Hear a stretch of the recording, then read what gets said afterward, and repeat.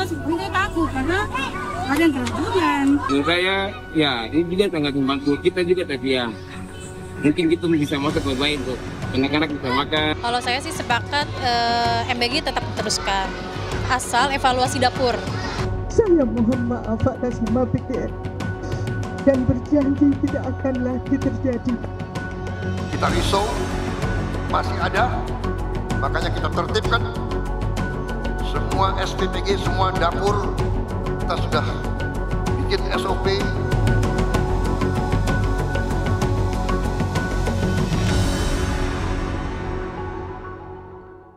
Per 25 September 2025, Badan Gizi Nasional mencatat 5.914 orang keracunan. Pengamat dan organisasi meyakini jumlah yang lebih masif. Presiden sudah berinstruksi, perbaikan tak boleh dinanti-nanti. Apa yang harus dikawal dan dikritisi dari evaluasi ini? Saya, Cindy Permadi, inilah ulasan Istana. Masih adanya kasus siswa keracunan usai mengonsumsi MBG seolah menghantui orang tua. Badan Gizi Nasional melaporkan 5.914 orang keracunan sampai 25 September 2025. Sementara, Center for Indonesia Strategic Development Initiatives mencatat hingga 26 September 2025, 7.368 siswa keracunan.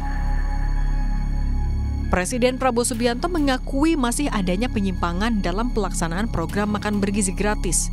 Tapi, kata Presiden, dari 1 miliar porsi makanan yang sudah disalurkan kepada hampir 30 juta orang, angka kesalahannya 0,00017%.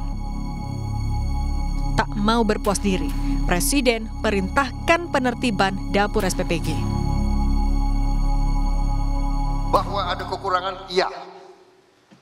Ada keracunan makan, iya. Kita hitung dari semua makanan yang keluar, penyimpangan atau kekurangan atau kesalahan itu adalah 0,00017%. 10 juta kita bangga, kita risau, masih ada, makanya kita tertibkan semua SPPG, semua dapur. Kita sudah bikin SOP, semua alat harus dicuci pakai alat yang modern, tidak terlalu mahal, untuk membersihkan, membunuh semua bakteri. Kita juga perintahkan semua dapur harus punya test kit, alat uji, sebelum distribusi harus diuji semuanya, dan langkah-langkah preventif lainnya. Langkah cepat diambil pemerintah dengan menutup sementara sejumlah SPPG bermasalah untuk evaluasi dan investigasi. Namun, Yayasan Lembaga Konsumen Indonesia (YLKI) mendesak agar pelaksanaan program MBG ditangguhkan sebagai jaminan perbaikan standar layanan.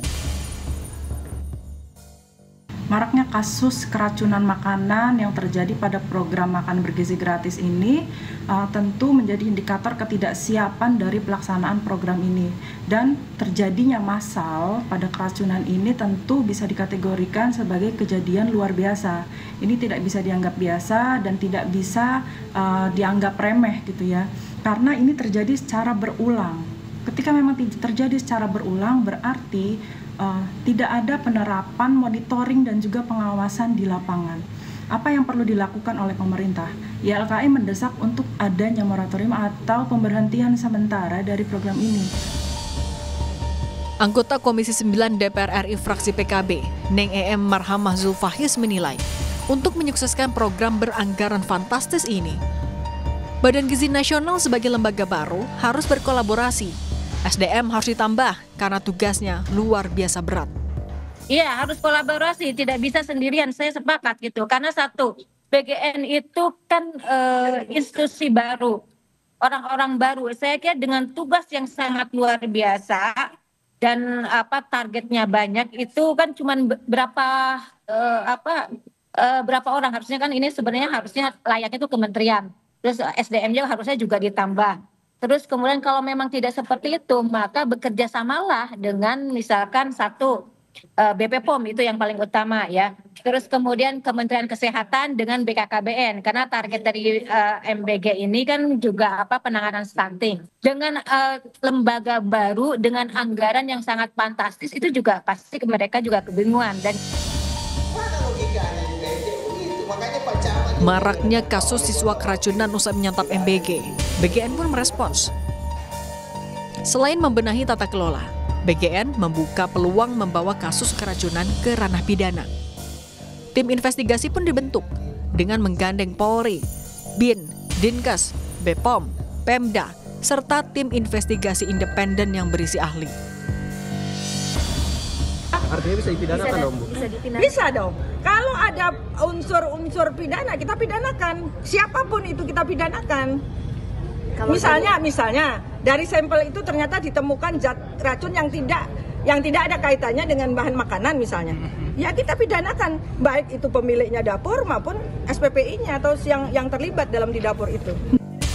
Meski tim investigasi sudah dibentuk, namun pakar hukum pidana Jamin Ginting mendorong polisi untuk jemput bola.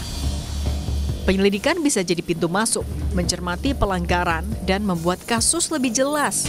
Tak hanya soal kelalaian yang menyebabkan keracunan, polisi juga bisa menelusuri dugaan aliran dana yang terindikasi korupsi. Dengan inisiatif kepolisian ini, maka dibuatlah laporan model A namanya. Dilakukan penyelidikan. Berangkat dari mana penyelidikan? Berangkat dari dapur. Dari dapur, maka diselidikilah standarisasi dapur, keuangan dapur, afiliasi dapur dengan siapa saja. Apakah dari pemasok makanan, baru pengawas. Nah, nanti dari situ ditarik apakah siapa yang mengawasi dan siapa yang tidak mengawasi. Lalu apakah ada aliran dana dari dapur tersebut ke anggota dewan? Adakah aliran dana tersebut ke regulator? Nah, itu sampai ditelusuri seperti itu. Di sisi lain, pengamat komunikasi politik Universitas Padjadjaran, Kunto Adiwibowo mengingatkan pemerintah untuk selalu menaruh empati pada rakyat dalam menjalankan program unggulannya, termasuk makan bergizi gratis. Program MBG yang kini sudah berjalan hampir 10 bulan harus dilaksanakan sesuai dengan norma sosial yang berlaku di masyarakat. Problemnya ada di moral legitimasi kan, bahwa nilai dari program dan pelaksanaan program itu harus sesuai dengan norma sosial yang berlaku di masyarakat. Bahwa untuk keuntungan ekonomi yang mungkin luar biasa nanti, tapi mengorbankan anak-anak itu sangat tidak bermoral kan gitu kan. Nah ini menurut saya yang jadi catatan bahwa niat baik saja tidak cukup kan, butuh cara-cara yang baik dan saya mendorong ada evaluasi yang menyeluruh. Nah ini yang kemudian harusnya direspon dengan lebih empati bahwa yang jadi korban ini anak-anak loh, yang 0,017% itu anak-anak loh kan gitu. Nyawa dan manusia tidak boleh sekedar jadi data statistik. Anggaran program makan bergizi gratis yang bisa mencapai 335 triliun rupiah pada tahun depan harus bisa terserap sesuai visi. Meski penyimpangan makanan diklaim hanya 0,00017%, tapi tetap ada janji yang harus dipertanggungjawabkan. Upaya pembenahan boleh diapresiasi, tapi realisasinya wajib dinanti. Cindy Permadi, Febri James, Kompas TV, Jakarta.